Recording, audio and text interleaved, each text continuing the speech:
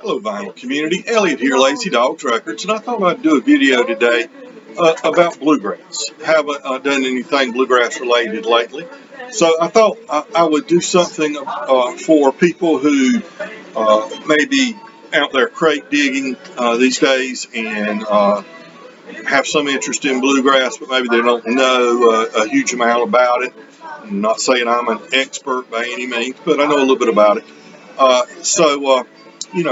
What you might want to look for to find some good quality bluegrass. The term bluegrass has been misappropriated, I think, by a lot of people, and when a lot of people hear the word and when a lot of people use the word bluegrass, they include a wide spectrum of music. Basically, anything done acoustically, people tend to call bluegrass, or anything that has a banjo in it, or a fiddle, or any type of folk music in a band setting, like string band music or anything like that. But I don't agree with that usage of the term. There are better terms to use to describe that music. So if you're looking for what's really is bluegrass music, a band format, including acoustic instruments, including not exclusive to, but including the mandolin, the fiddle, banjo, acoustic guitar. Uh, Sometimes one or more of those instruments is not included, but normally they all will be. A bass, sometimes an electric bass, sometimes an acoustic upright bass, hound dog bass, and a dobro sometimes, not always by any means. And there's some, variations of that sometimes in the recording studio and on the road.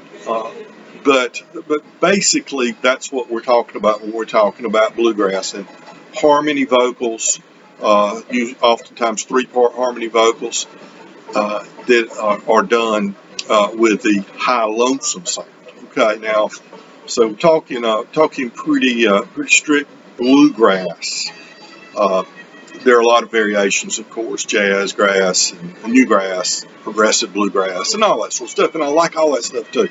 But I'm focusing in on, if you're out there looking for bluegrass, the pretty true to the original sound.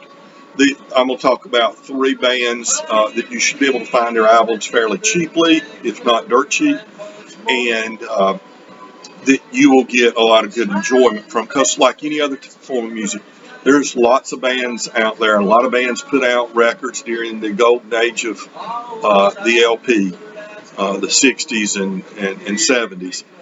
And not all of them were good. Some of them were mediocre. Some of them were the same songs over and over again. And so I'll just touch on three of them. But of course, when you're out there and you're maybe wanting to build somewhat of a bluegrass collection, you want to make sure you've got Bill Monroe in there. So that's a given. I'm not talking about him today. He's the father of bluegrass. The father of bluegrass couldn't have created it without these two men, Lester Flatt and Earl Scruggs. You'll see plenty of Flatt and Scruggs and the Foggy Mountain Boys albums out there. Pick them up. Plenty of Bill Monroe and Bluegrass Boys albums out there. Pick them up. You're not really going to find anything that you don't like in there if you're interested in bluegrass. And then the first band that not directly related to the Bluegrass Boys playing that music would be the Stanley Brothers. You find Stanley Brothers, pick them up. They're going to be good music, and oftentimes you won't find them available on other formats other than the LP. So, those are givens. If you're building your collection, you start with that triad, Bill Monroe and the Bluegrass Boys, Lester Flatt and Earl Scruggs and the Foggy Mountain Boys, and the Stanley Brothers. Okay, given. But what if you've got several of albums from each of them and you want more?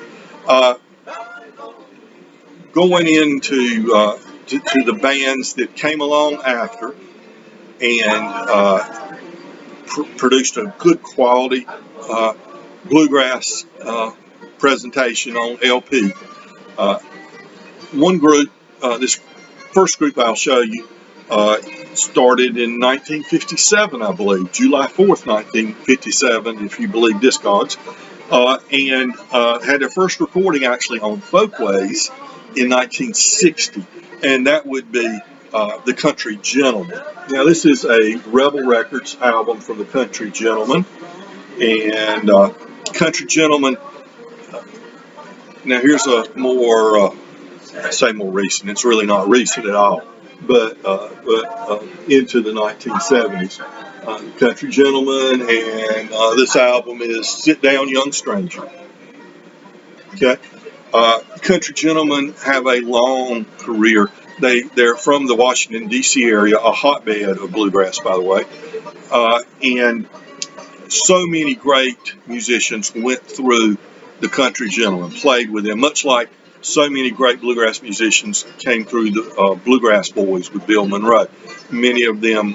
Now, Charlie Waller was the mainstay in the Country Gentlemen, but let's see, I believe Bill Yates was in there, Bill Emerson, Doyle Lawson. Doyle Lawson's on this album.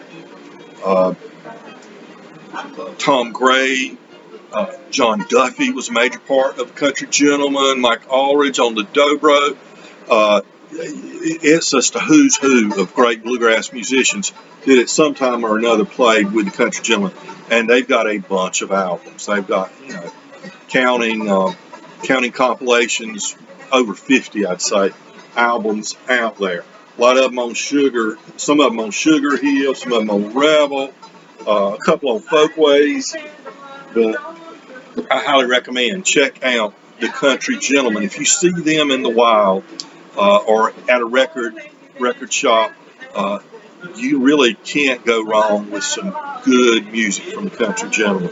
Now, a group that came along in the late 1970s would be the Johnson Mountain Boys. And this band came out of Maryland, again, the Metro DC area.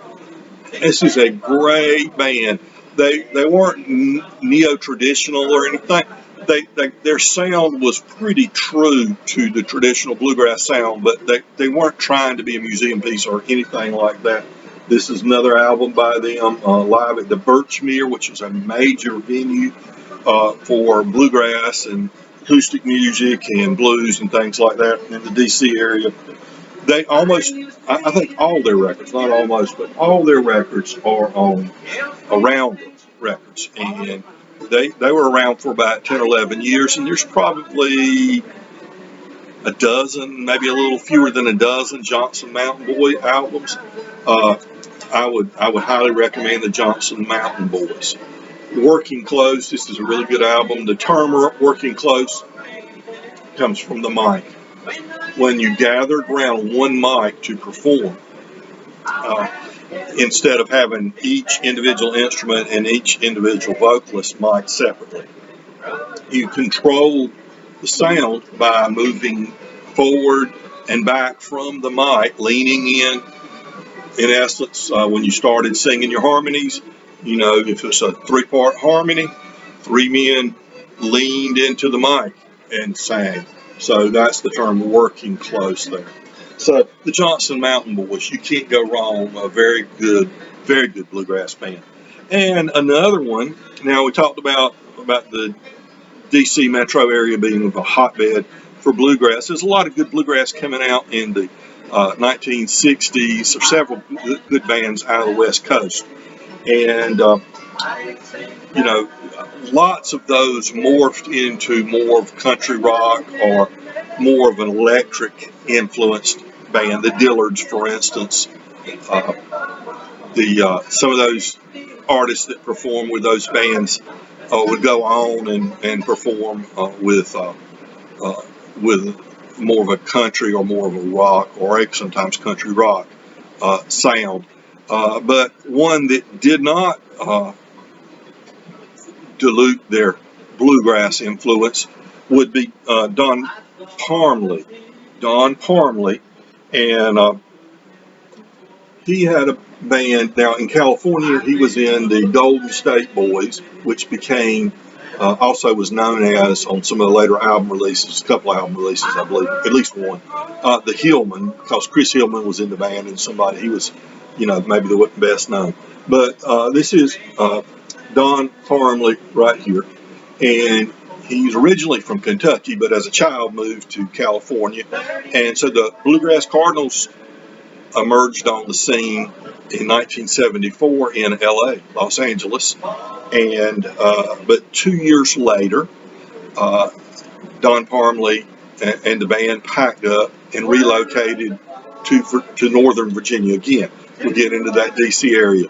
So from California to Virginia, the Bluegrass Cardinals, and this is on Sugar Hill from about '84, I believe.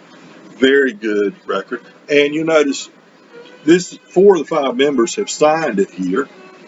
That's Don's son, David. After Don retired, and he's passed away now, David took over as leader of the band. They're still out. I don't know if they're still out there now or not, but the Bluegrass Cardinals, a very, very good band, highly recommended. They do great harmonies, and that's such a major part of really good bluegrass. And what's playing right now is another Bluegrass Cardinals album, and that is, Cardinal Soul. Cardinal Soul. And that previous Cardinals album was on Sugar Hill. Several of their albums are on CMH Records out of Los Angeles. The record label's out of Los Angeles, but they recorded this in Charlotte, North Carolina, Arthur Smith Studios. And another very good bluegrass band. So there's 3 bluegrass bands, and there's a ton of others. I'm not saying, stop here or just get these or anything, but there's 3 that if you see them in the wild, you're going to get a really good quality, true bluegrass album, not one that is diluted or a derivative of bluegrass, but actually bluegrass. The Bluegrass Cardinals, the Country Gentlemen, and the Johnson Outlaws. Okay, there you go. Just wanted to pop in and offer those recommendations to you. All right, everybody, remember, be kind to your neighbors, because guess what, folks? We're all neighbors.